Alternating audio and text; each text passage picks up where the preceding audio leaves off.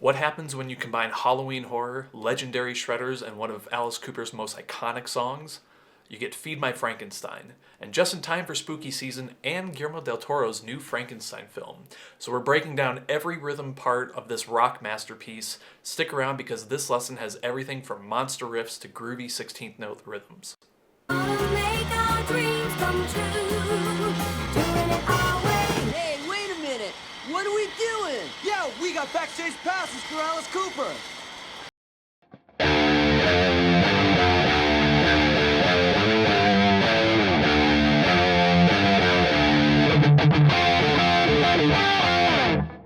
Hey everyone, I'm AJ Hansen of Level Up Your Guitar, where we transform your playing from good to unstoppable. If you're new here, welcome to a channel dedicated to helping guitarists of all levels master the songs they love while building real, practical skills. Before we dive in, make sure you download the complete tab and sheet music. The link is in the description below, and if you want personalized guidance to take your playing to the next level, I offer private lessons. All the details are down there too. Now let's get into why this song is an absolute must-learn for any rock guitarist. You'll definitely want to hang around for the verse section. First things first, you'll need to tune down to drop D for this one. That means taking your low E string and tuning down a whole step to D.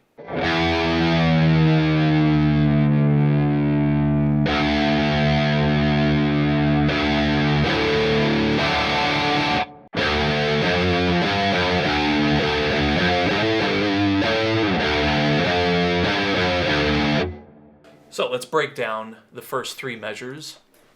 So in the beginning, we're playing entirely on the low D string now, starting with open, 3, and then 5, 3, back to open. So 0, 3, 5, 3, 0. Then the second measure, you continue on with the open notes. Now you go 0, 0, 3, and then you can see in the sheet music here, there's a grace note slide from 5 to 7. You'll do that with your ring finger. So that grace note slide is instantaneous right into that 7th fret. So you don't want to hear, don't do that. And then it resolves back to 5 and then 7. And since you slid with the ring finger, your index and ring will already be in place for that 5 and 7. So starting from the first measure.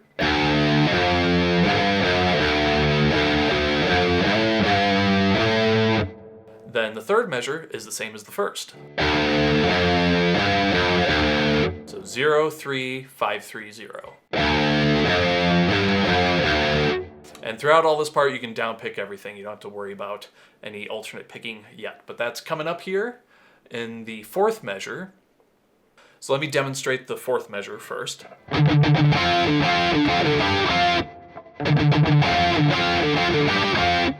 So we're starting with the ring finger on the 12th fret of the D string, the low D string. And we're going to do 4 palm muted 16th notes, down, up, down, up.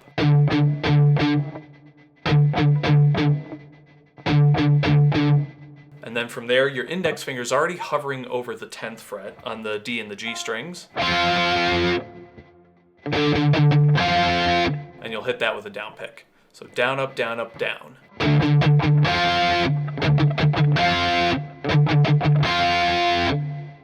Now for the rest of the measure, you're basically going to be going up and back between 12th fret on the low D string to the double stop in the 10th fret. So that's all the way up to beat 3. And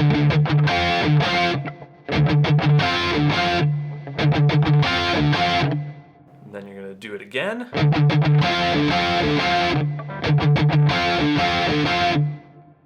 So now going into beat 4, you're going to leave the ring finger on the low D string and then hop it to the D and G strings, so you'll bar your ring finger across the 12th fret and then resolve it back to the 10th fret with your index.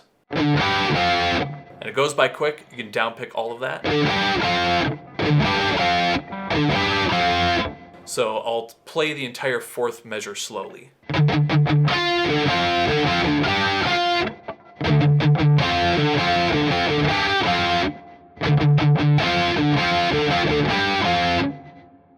So let me demonstrate the entire first line or the first four measures in the sheet music.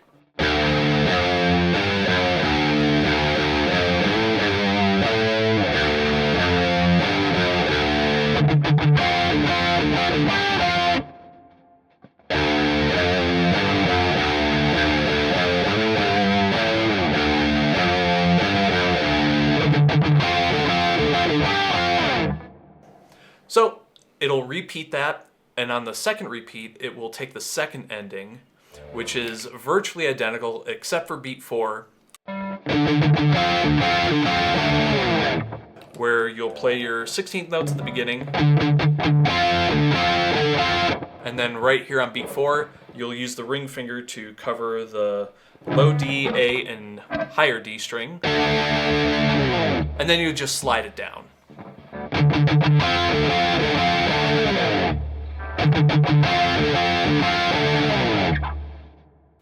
Alright, now we're moving on into the verse. We've got what I call the groovy 16th note rhythm. This is where the song really settles into its pocket.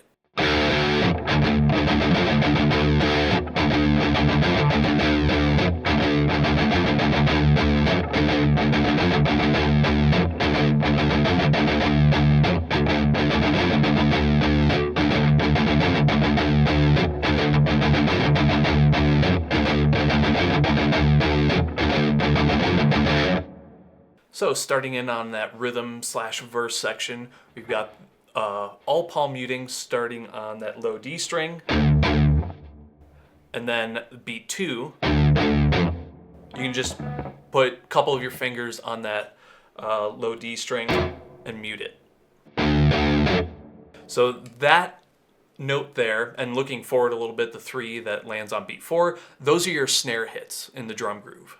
So you're getting a little bit of the percussive elements accented in this riff. Followed by a down up on the open string.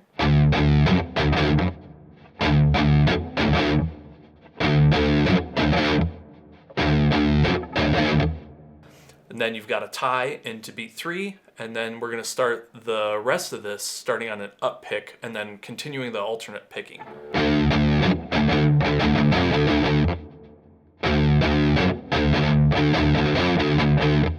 So if we just practice that back half,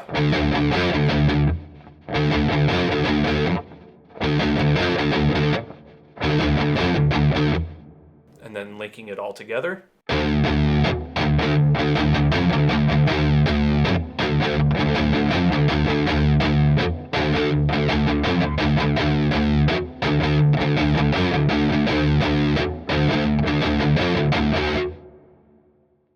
And play it at full speed, we've got it like this.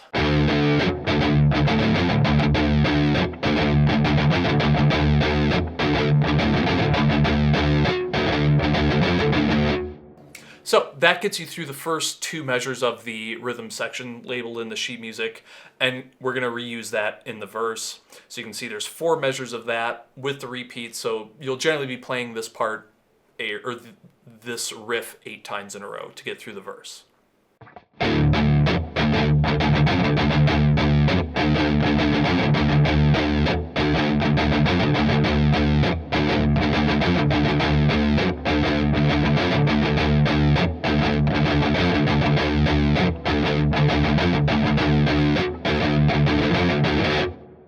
And once you finish the verse section, it's going to go right into the pre-chorus. Now the pre-chorus opened things up a bit in a very bluesy style. After all those tight syncopated rhythms, we get a more open, like breathing feel. But the line stays interesting with some chromatic lines. So it's almost got a feel of like Heartbreaker by Led Zeppelin with the open and 3rd fret bends. So we'll dive into that.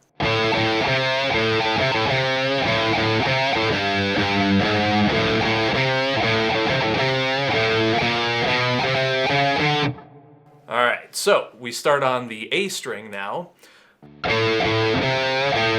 And the index finger is going to bend the 3rd fret of the A string. So you've got open, open, bend the 3rd fret, back to open.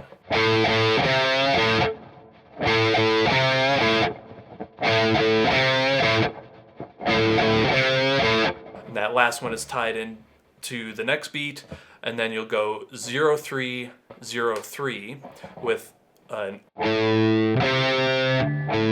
and then the final one you'll bend again with a down pick. Now that final note that's being bent, take your time with bending that. It's a little bit bluesier or sassier, if you will, so you want that.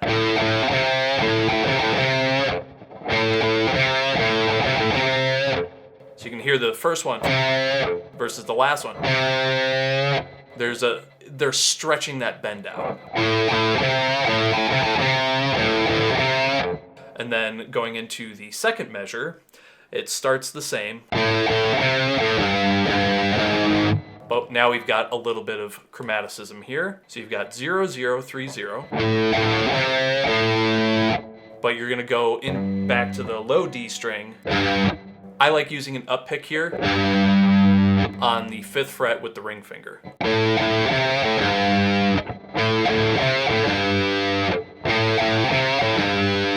And then you'll play that 5th fret again. And then you can just slide up with the ring finger again into the 6th fret.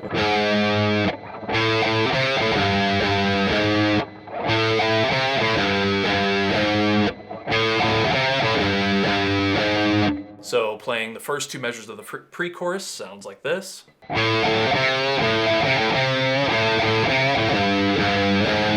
One more time.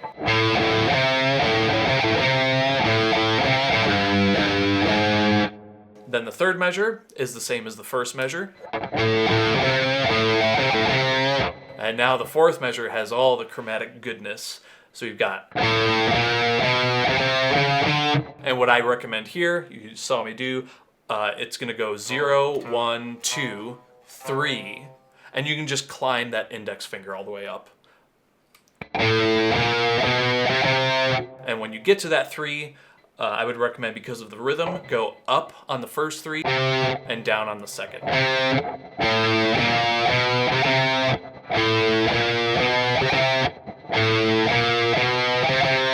And then you can resolve it middle finger on 4, ring finger on 5.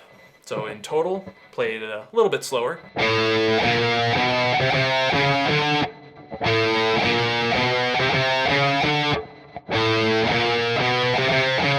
And then at full speed. So now I'll play the entire pre-chorus.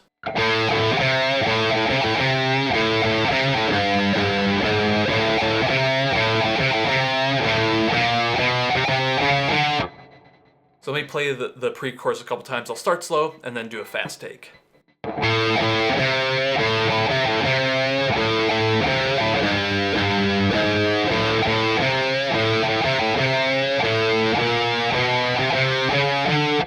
And then once fast.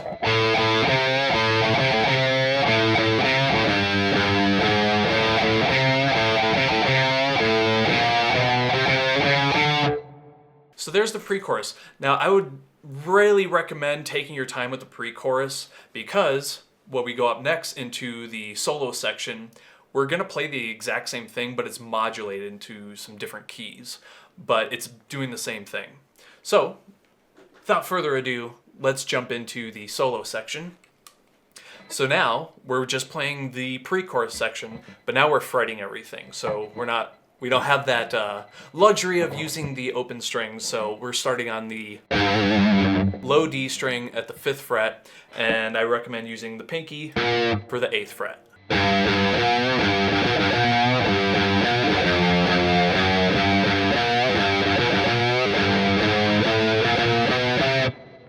So you can already see with that quick demonstration, I'm basically doing the exact same thing I did before, same type of movements.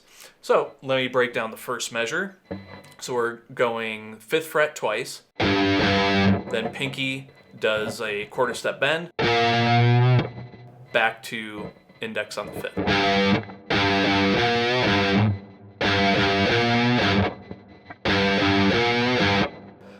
we've got up, down, on the 5/8/5/8 at the end of the first measure.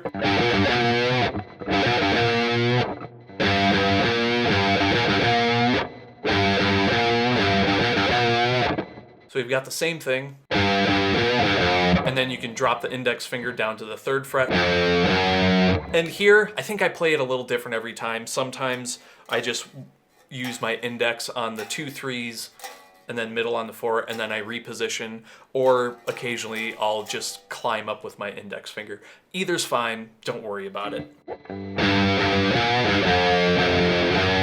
And this also has the same picking pattern as before. Then the 3rd measure is same as the 1st.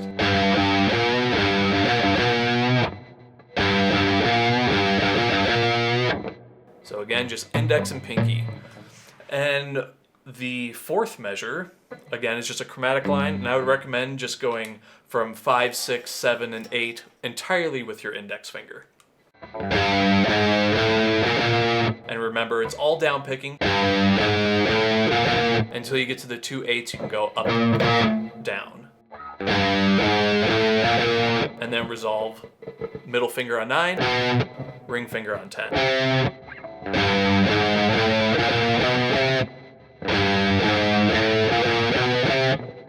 So that's the first half of the solo section. I'll demonstrate it once slowly and then once quickly.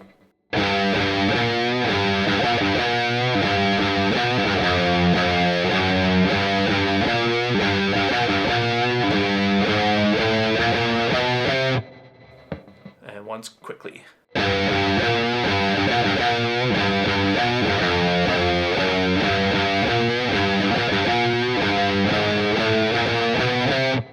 And now we're going to get into the next modulation, which this part is quite cool because it's just taking our intro riff or the chorus riff and playing it in a different spot. So we'll check that out.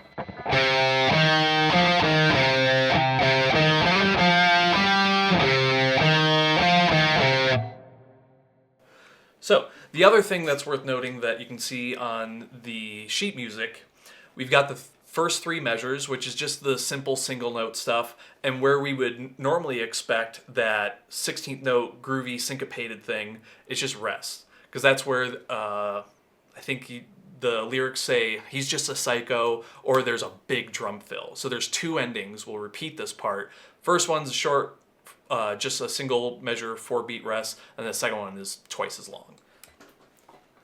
1, 2, 3, 4.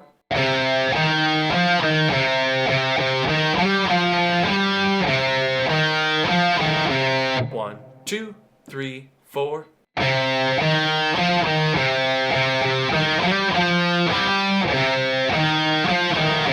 1, 2, 3, 4. 2, 2, 3, 4. And then it would go back to the beginning. So let's dissect the second half of the solo section.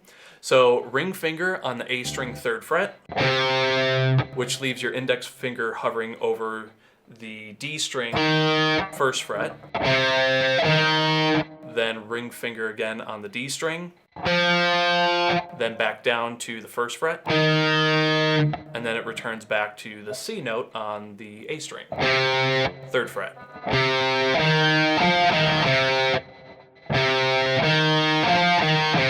So you can see there's not a lot of movement here. Then the second measure will double up on 8th notes with this C note on the 3rd fret. Then go to the 1st fret again. Now here we've got this slide from below. Again, it's still basically just a grace note slide from the third fret to the 5th fret.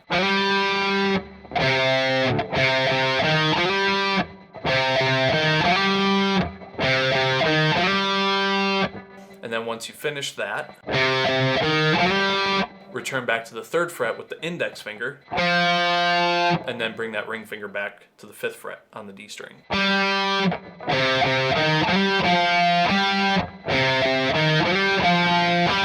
And then the 3rd measure is the same as the 1st. And the 4th measure is silence. So I'll demonstrate that one time slowly.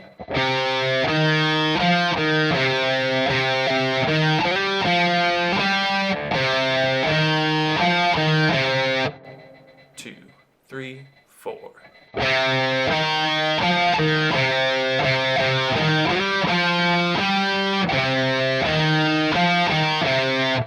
And then 2 measures of silence. So once you finish that, especially in the 2 measures of silence, you'll hear this big drum fill, and then it comes back to the chorus section.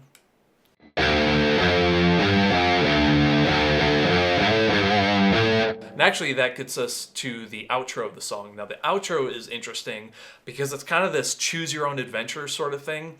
It's got, let's see, 7 different endings. And you'll see on the sheet music that, you know, we're just playing, the first three measures of the chorus section. So we've done that a bunch of times already. And again, where you would expect that 16th note syncopated.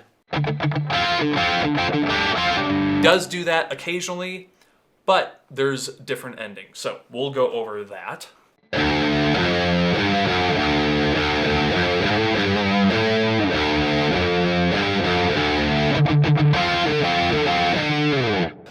Now, out of the 7 endings, the first ending you'll see here is used the first time, the second time, and the 6th time.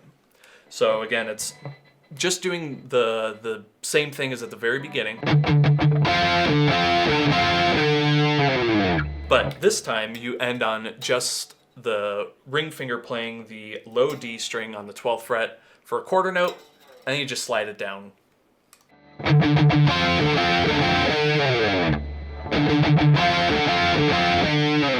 So you've basically already got half of these alternate endings already just from this one measure.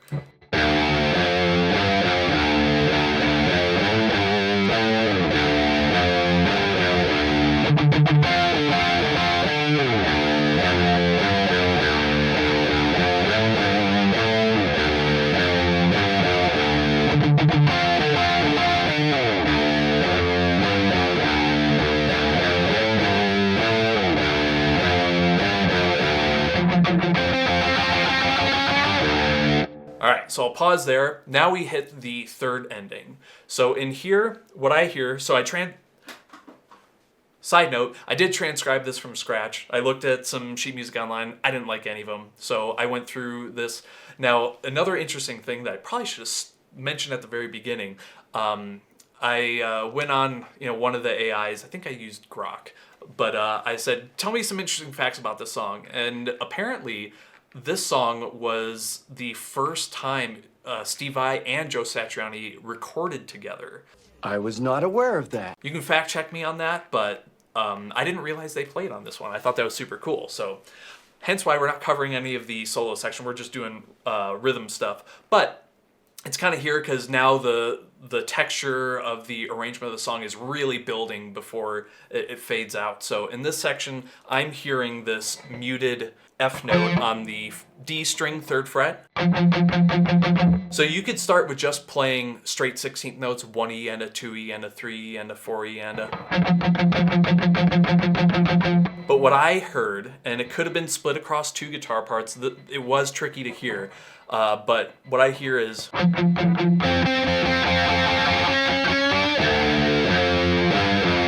where you start on this single note, do 4 picks of that, then add the ring finger to the 5th fret on the G string,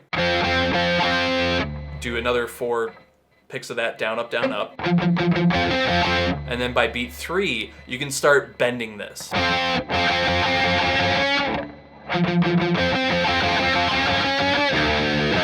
And then latch it back into that main riff.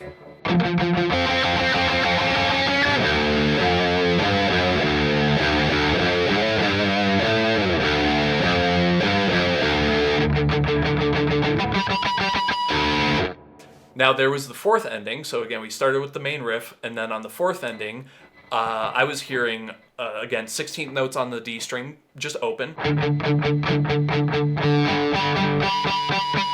And then some harmonics. I put the harmonics on the 3rd string, 4th fret.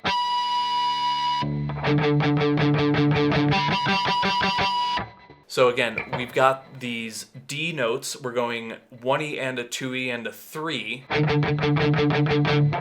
And then on the E of beat 3, with an up pick, you'll hit this harmonic on the G string 4th fret. Except without missing. There we go, that was better. So we've got...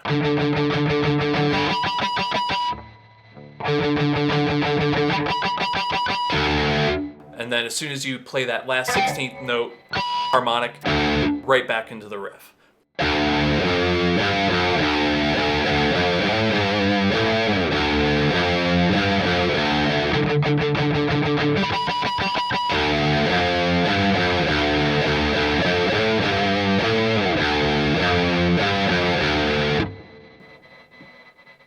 So those 4 beats of silence, we're on the 5th ending now, so we're almost at the end. So at the 5th ending, that's where the audio cue is like, he's such a psycho. That comes in. So you just stop playing there, and then it comes back in.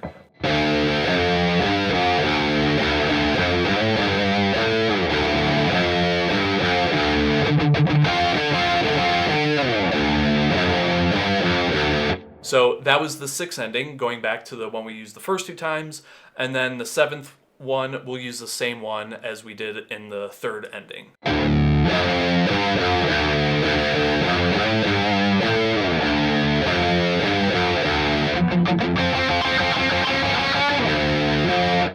And there you have it, Feed My Frankenstein from start to finish. So we've covered the drop D tuning, the intro's simple to syncopated evolution, that groovy verse rhythm, the chromatic lines in the pre-chorus, and the clever modulations in the solo section, and the multiple outro possibilities. And don't forget to download the complete tab and sheet music from the link in the description. It'll make learning this much easier, and if you want one-on-one guidance with this song or any others, check out my private lesson options, also linked below. If this lesson helped you, smash the like button, subscribe for more lessons, and drop a comment letting me know how you're doing on the song. I'd like to know. I'll catch you in the next lesson, and keep playing. Now I lost my train of thought.